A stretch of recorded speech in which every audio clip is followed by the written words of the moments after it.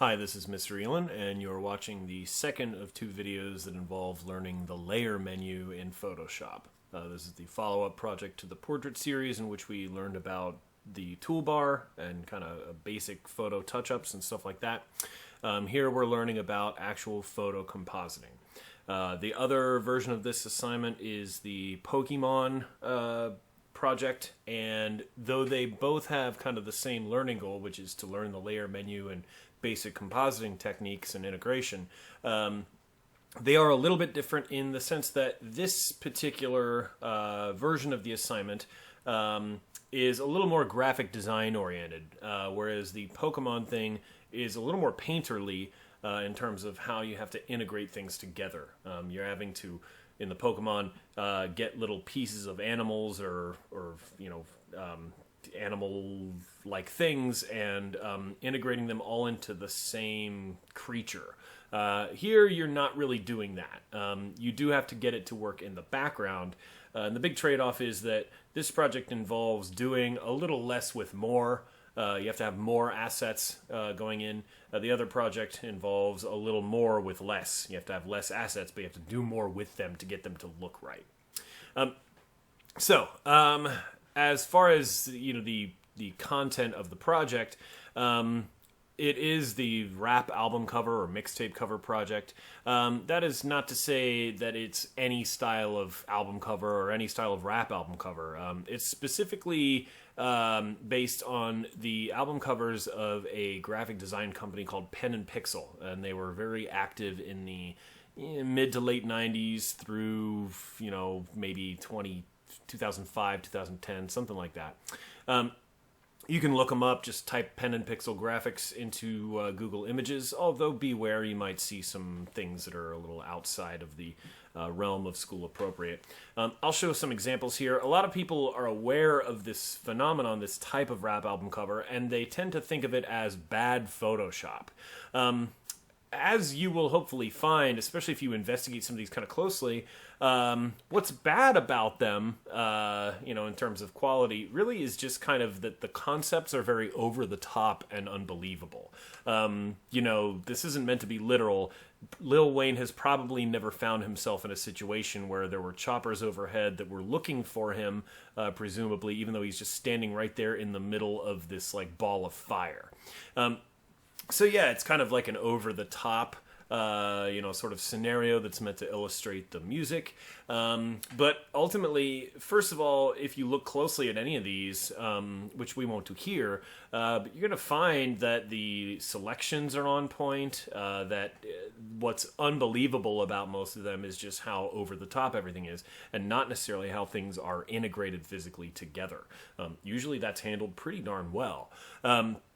And another thing is, and this isn't universal, but a lot of them have really strong color schemes, even though the colors may be excessively bright. There is still a sense of control over how much color is there. This one's maybe a little all over the place, this Lil Wayne one, but if I kind of scroll through some examples, I will say that this one makes a fatal mistake involving the sizing of the dice. If you kind of look at the fact that it's wider than it is tall, you don't really want situations like that. But I'll just go through these kind of quick. You're going to see a lot of outdated cell phones, stacks or mountains of cash.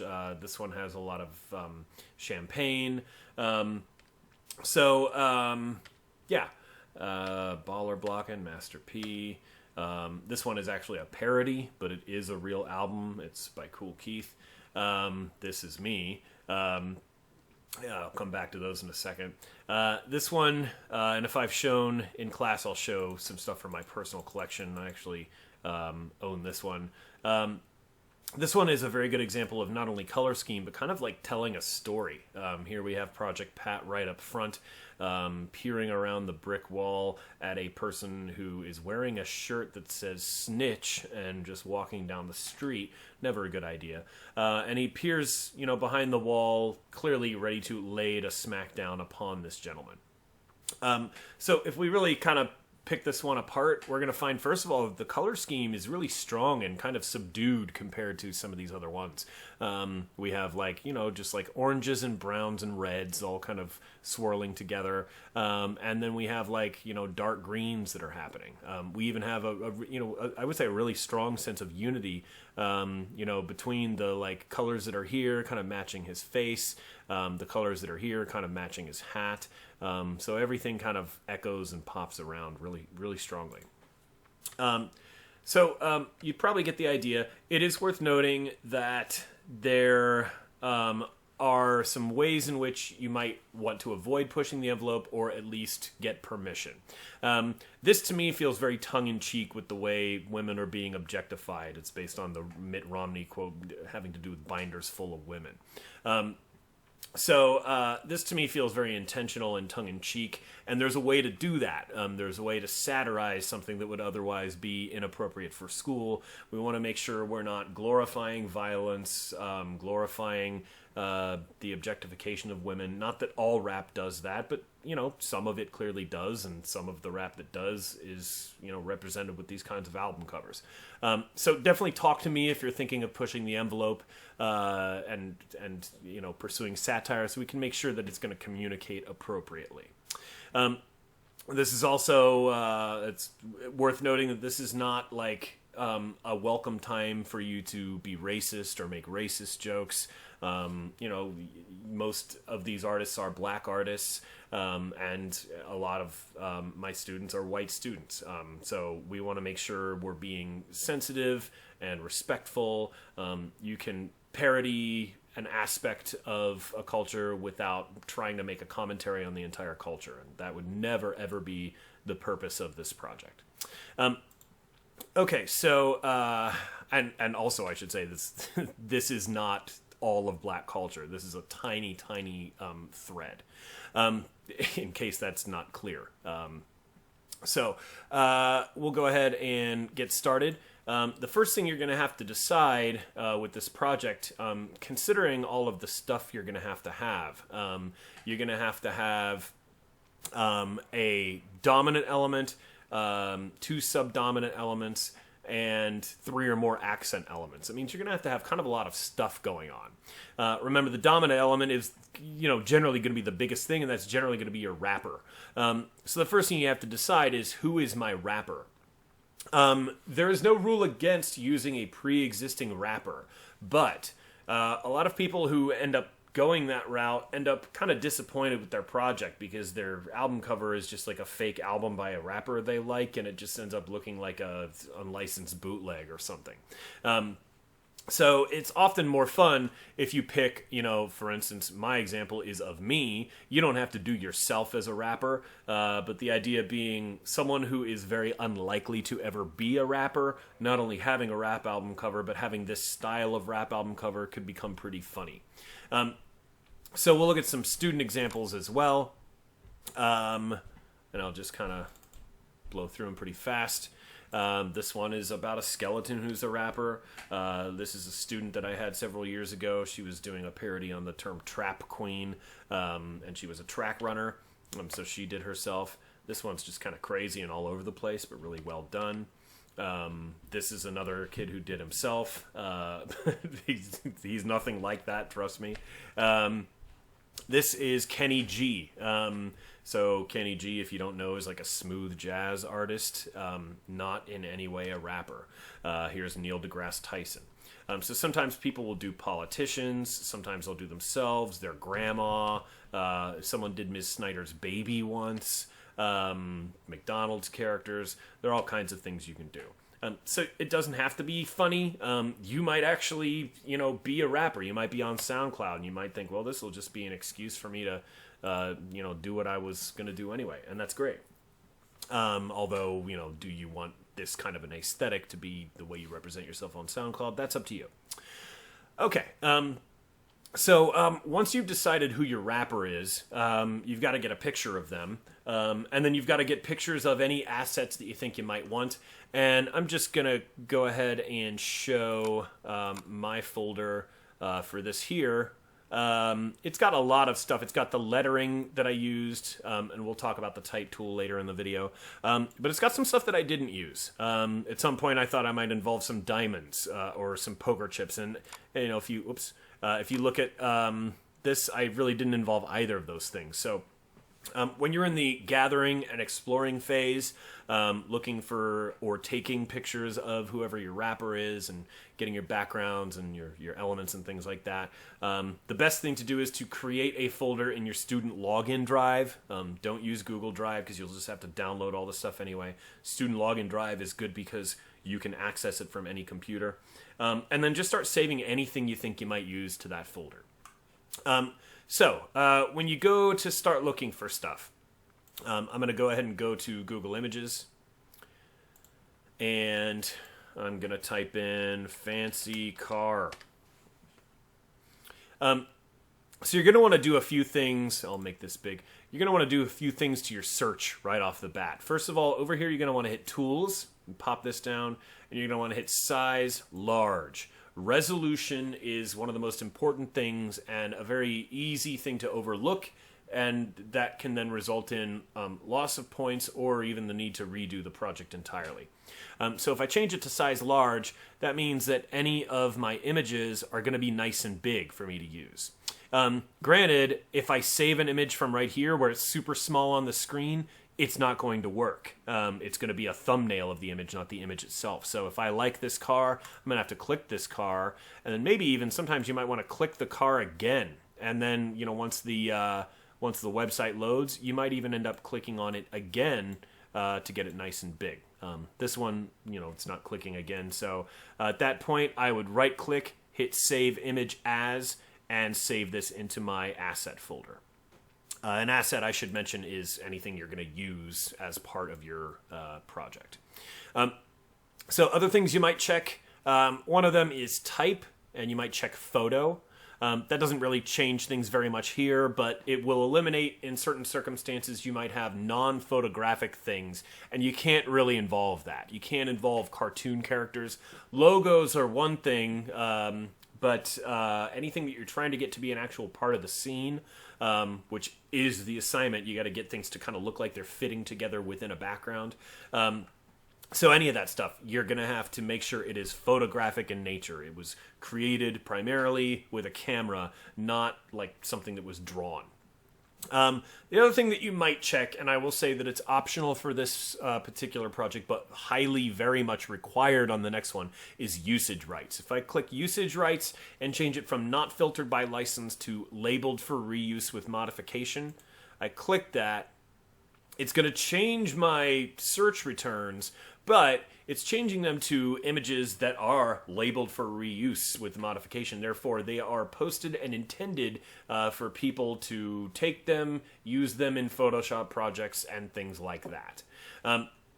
So that's not as important with this project, which is kind of maybe somewhere in between an artwork and an exercise, but it is essential in the next project, which is where we're just going full artwork. You want to be able to take full ownership of your artwork. You don't want to go to the trouble of creating something, having it turn out great, and then let's say you, and this may not happen in this class, but you know, if you were to put it in a contest or sell it to someone, the original photographer who generated the images that you're using in your project has every right to go pounding on your door and asking where their money is, and they, you know, maybe aren't going to be that friendly about it, and I wouldn't blame them. People who post things to the internet aren't always posting it just for you to take it and do whatever you want with it. Okay, so once again, anything that you like that you're going to use, you got to click on it, make sure it comes in nice and big, make sure it's not blurry, and then right-click, save image as, and go from there. The background is pretty important because that's, you know, the background does have to be an environment, and in most cases it should have a ground to it so that you can, you know, stick things on the ground and have a sense that things are actually there and they're coexisting. You don't want to just stamp things randomly all over the place. Okay, so I'm gonna actually I have another mixtape here, but I'll just kind of close out of that. We won't focus on that. I'm gonna actually build this project from scratch because the first thing and I won't do the entire thing, but the first thing you're probably gonna want to do is crop your background. So I'm gonna go ahead and open my background. Here I've got my asset menu, and I grabbed my background. It is worth noting that if Photoshop's already open and you're opening things by dragging in, granted you could always just go File, Open. But what you're going to want to do, you're not going to want to drag it here and add it to anything that's already open. That's the wrong way to go about it. What you're going to want to do is you're going to want to drag it here. Dragging it here to this gray bar, it's going to say move, and you're not actually moving it anywhere. You are just opening it as a tab. So you're dragging it to the tab bar to open it as a separate tab. Now, this one has guidelines on it. I'm not sure why. I can delete those off, but I'm not going to worry about them. I'm just going to move them out of the way for now. So sometimes you'll see that. It's not going to hurt anything. You can fully delete them. Like I said, I'm not worried about it. Okay. First thing I'm going to do, for whatever reason, this image has black bars on it, so I'm just going to crop those off completely using the crop tool. So I just drag the crop tool around it, hit enter. And then what I'm going to do next is I'm going to crop it to a square composition.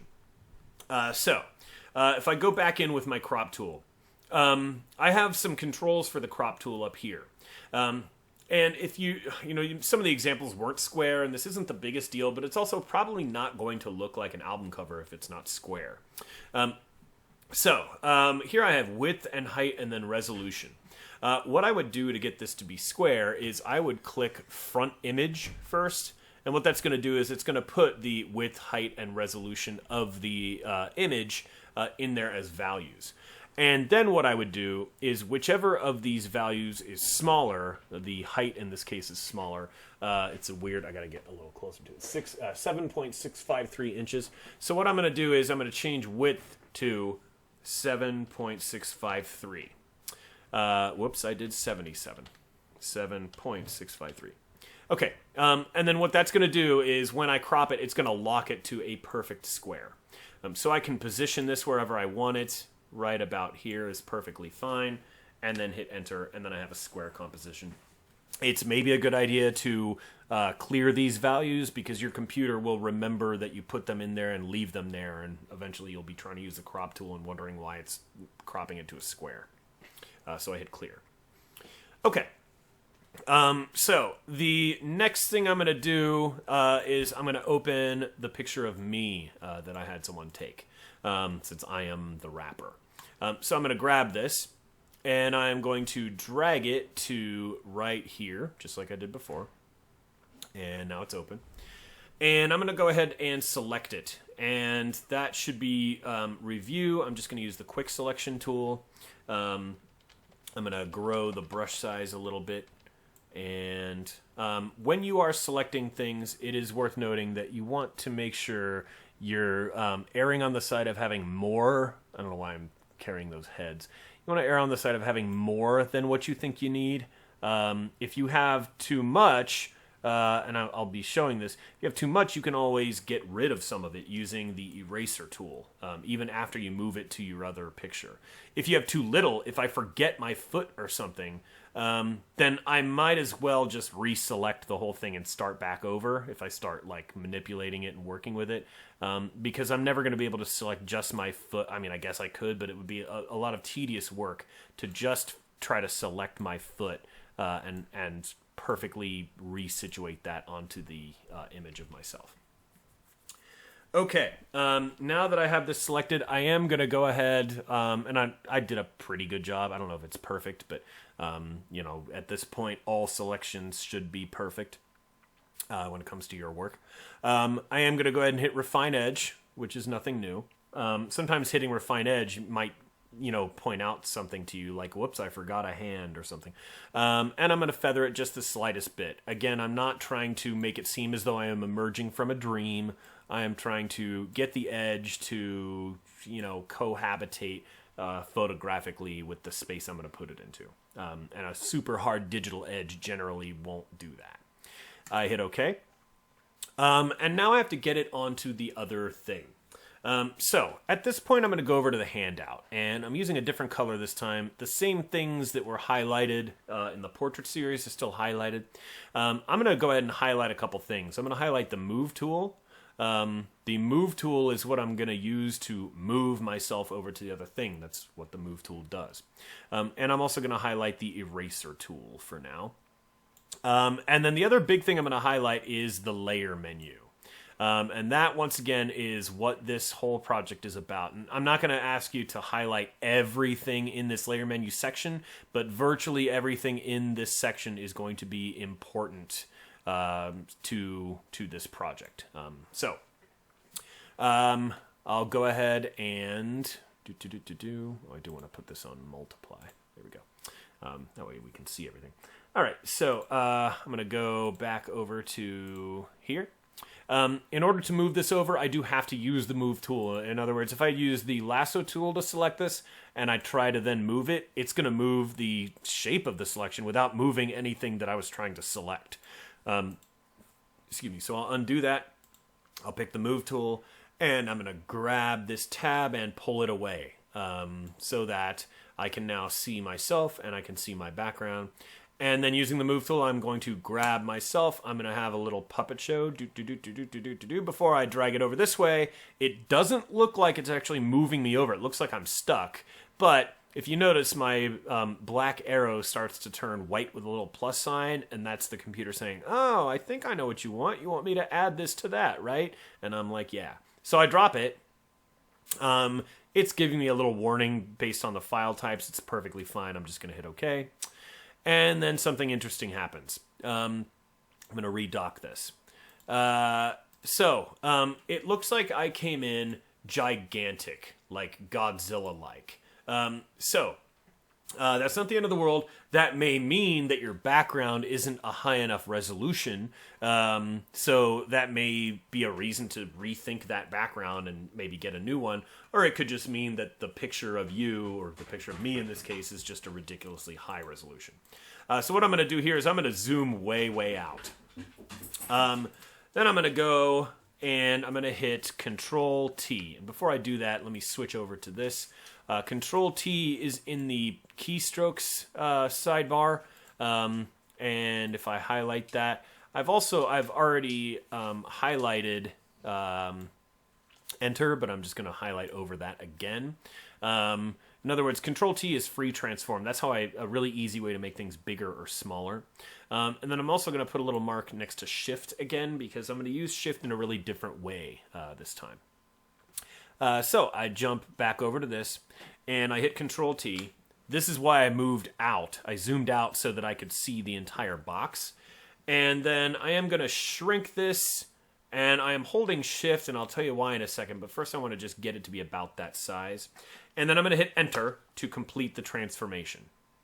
So if I zoom back in here, there I am. That's a little much. I'm still a little too big for the space. I want to make myself a little smaller. If I hold Control and hit T, this box comes around it. And now what I'm going to do is I'm not going to hold Shift, and notice how easy it is to make it look stupid, like those dice in the South Coast Ballers album. Holding Shift, bloop, locks the proportions from side to top. So you're not going to get like too skinny or too wide. And I'll make myself about this big and hit Enter. And then I can use the Move tool to position this wherever I think it needs to go. I think my original had me somewhere around there. Okay, so now that I'm in the space, first of all, you might notice that it just doesn't really look like I'm there. And a lot of things are going to be like this. If you look at just kind of the general tone of the image, it's very grayed out, very brownish, and kind of neutral. And I kind of just look too colorful for that. So I'm going to go to Image Adjustments. And remember, brightness, contrast, hue, saturation, and color balance, those are the three big ones. First thing I'm going to try doing is just desaturating it a little bit. Not all the way, but like a little ways. And notice how just that little bit does a lot to make it seem a little more like I'm actually there. In other words, without it, I'm just way too bright. With it, it looks a little more feasible that I'm actually in that space. Might also kind of take note of the contrast. Right now, the blacks that are happening, the darks and blacks, are maybe a little bit darker and blacker than what you're seeing in the background around here. So I might either go in with brightness contrast and pull contrast down, which probably is doing enough, or alternatively, yeah, I think that'll probably be fine. Alternatively, I could go in with hue saturation with lightness and pull lightness up a little ways, but that starts looking really ghosty and crazy because it's just putting a white filter over it. So generally that's only for like overexposed things, although it might work for showing something in the far background. Okay. The next thing I need to do is get it to seem like I'm like actually interacting with the ground. One thing I could do, I could move myself over, let's say, right here. Now, you notice there's this, like, you know, looks like a bomb was dropped. And now I'm sort of standing on it, but sort of not. So what I'm going to do is, in my layer menu, this little eyeball right here will turn off my layer. And it is worth noting that you can only manipulate the layer that is currently active. So right now, I can do anything I want to myself. I can't do anything to the background until I click the background. So I'm going to go to the background. I'm going to turn off myself, and I'm going to create what I refer to as a bumper. So on the background layer, I'm going to make a selection of that bomb. And I'll just go ahead and use quick select again because I think it'll do okay. Yep, did great. I don't really have to worry about the bottom of this selection. Whoops, I got too much. Because, I'll hold Alt and shave off some of it. I don't really need to worry about the bottom because if I turn this back on, you can see there's only a little bit of that should cover me. So once it's selected, I might refine edge, pull feather up the tiniest bit, and then edit, copy, and edit, paste, or Control-C and Control-V. If you look in the menu, copy says Control-C next to it, paste says Control-V. Basically, it doesn't really look like anything happened until I go in with the Move tool and I kind of point out in the layer menu, there's a new layer here. And it's in this bottom right corner, which is where the bomb is, or in other words, there's an extra bomb in that whole selection I just copied and pasted, and it just happened to paste it directly over top of where it originally was. So if I turn myself back on, nothing has changed, but that's because I haven't changed the layer order. So that is one thing that's in your layer menu section. This part here talks about how you can grab a layer and drag it up or down. Basically, think of the layer menu as a stacked series of images in which the bottom equals the back. So the bottom is going to be the furthest thing back. The top is going to be the furthest thing forward.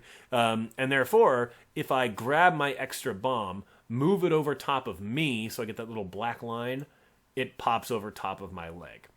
Little things like that, where you see an opportunity to have one thing block something else, can do a lot to make it seem like one thing is over top of another or working with the space. The other big thing that I need is some sense of shadow, and there are two ways to do that. One, and you want to be careful you don't go too far on this, is simply to use the burn tool on the background.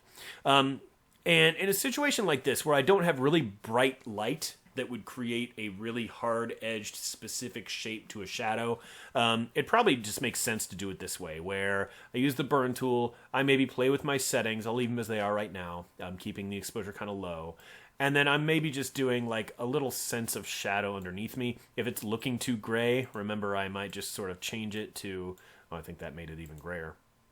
I might change it to shadows or midtones or whatever. And again, just burning a little bit on the background right there can do a lot to just make it seem way more authentic that I'm actually standing there. Now, alternatively, in my history, I'm going to undo all that burn stuff. If this were like broad daylight, a bright sunny day, which it's clearly not, I might want a more specific shape to my shadow.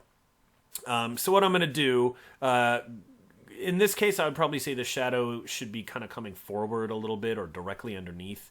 So, you know, if the sun is right here, then I'm going to send the shadow off to the right.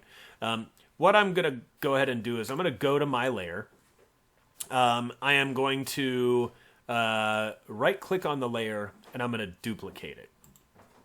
So I duplicate, hit OK. doesn't, again, look like anything happened, but there are two of me here. And I'm going to go ahead and take the lower of the two layers. I'm going to go to transform and flip vertical. So I flipped it upside down. So that looks pretty weird. But what I can do then, and I'll just go ahead and do it now, I can go image, adjustments, hue-saturation, and I can pull lightness all the way down, and that turns it just solid black. And then hit OK. And then, and you'll probably see where I'm going with this, if I pull opacity down, it starts kind of looking the way a shadow would. At that point, all I need to do is put it where it needs to go, and then I have to reshape it. So I'm going to kind of zoom out here, and I'm going to significantly distort it. So I'll go Edit, Transform. I'll try Skew first, and I'll just skew it off this way. So if the shadow needs to, cast off this way, it can. Sometimes it's a good idea to do some warping. So once again, Edit, Transform, Warp. And that way I can control the shape of the entire thing, squeeze it in if I need to. And that also makes it a little easier to situate things so that, for instance, my feet match up with my feet or whatever. Okay, now, I don't particularly think that strategy is as good as the other one. So I'm going to just go ahead and get rid of this layer. I can do that by dragging it into the little trash can down here. And then I'll just really quickly on the background layer redo my burning. I had one pass with midtones and I think a pass or two with shadows. So actually, I think I did the shadow. I think I did the midtones first. Yeah, and that kind of homogenized things a little bit, and then shadow. Yeah, that's good. Okay. Now, the fact is, I can close this. I'm done with it. The fact is, a lot of the rest of what I would do here is very redundant from what I just did. So me actually showing you step by step by step everything I just did probably isn't a good use of time. I would just kind of repeat. Now, granted, it's not going to feel repetitive because different things are going to have to be integrated differently. You're probably going to end up with something really colorful, something not very colorful, some things that are going to take multiple passes of all three, brightness, contrast, hue, saturation, and the color balance, and then other things that barely need any adjustment. It's rare that you will find yourself in a situation where it needs no adjustment. That should be thought of as to be so rare that it's suspicious. And in general, as you get better, or as you do more of this, you'll get better at sort of spotting what it needs. The bumper thing that I showed with the bomb, that would be useful, for instance, if I was trying to put myself inside the car. That's kind of an advanced technique. There is one thing I'm going to show that involves selection. I'm going to go ahead and open this right here. So that is the chain that I had on in the finished version. So with this chain, it's one thing, if you look at this, especially with this white background, it's one thing if I want to try to select it using this, but it's probably going to be kind of tedious to select and tedious to get the white out of it. So sometimes you will encounter assets that have a pure white background, in which case you might want to actually use a different selection tool. And that selection tool, which I got to kind of zoom in here so you can see it, that would be the magic wand tool. The magic wand tool selects things based on color and contrast, maybe sort of similar to the quick selection tool, which it's right underneath.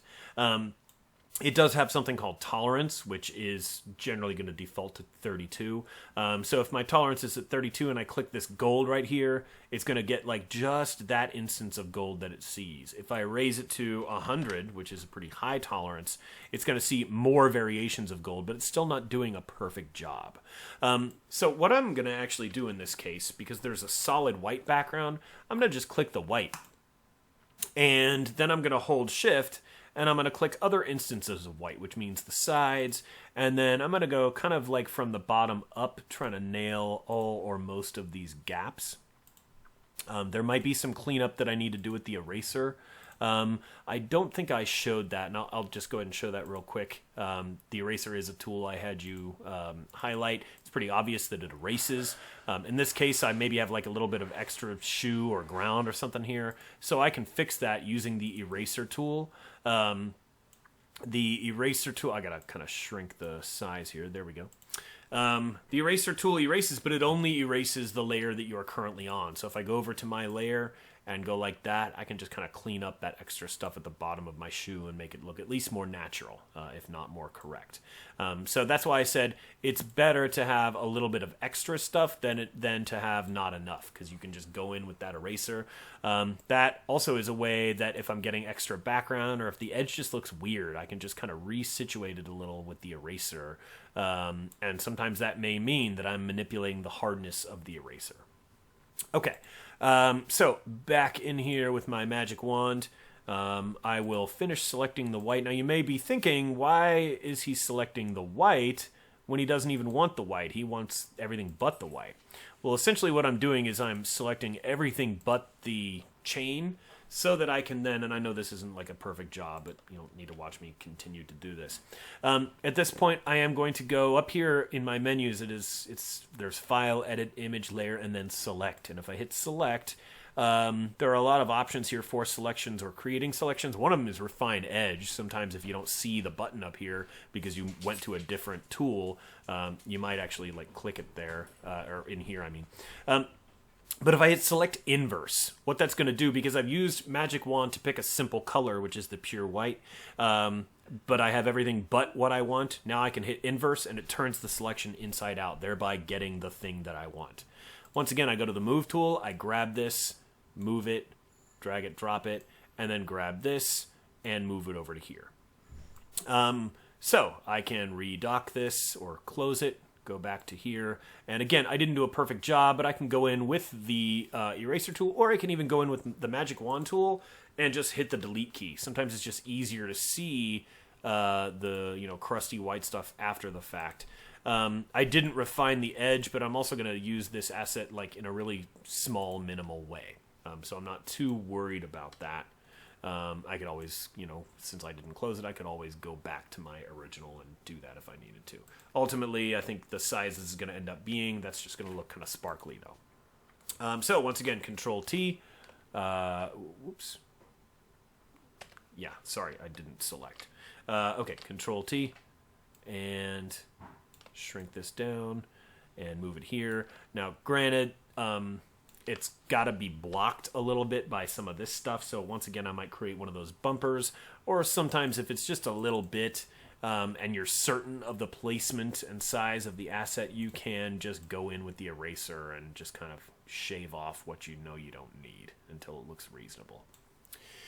Okay, last thing I'm going to show, well, I am going to talk real quick about your composition. Once again, you need to have a dominant element, which I've taken care of, that's me.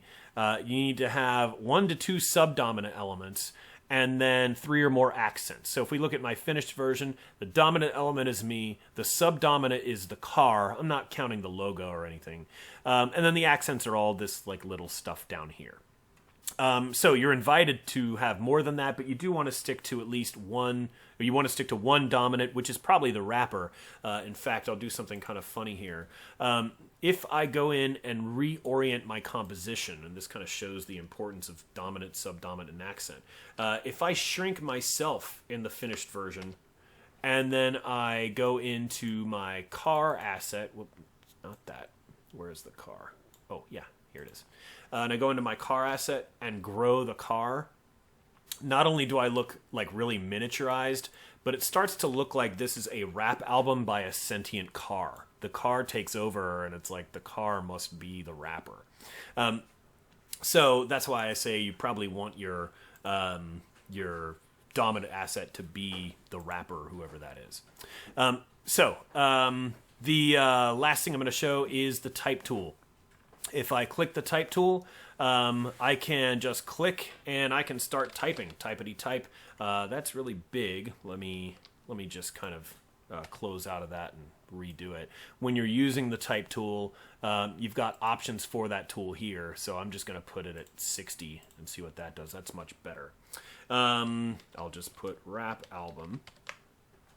And then I can put this wherever I want it. I can highlight it. I can change the size and change the typeface.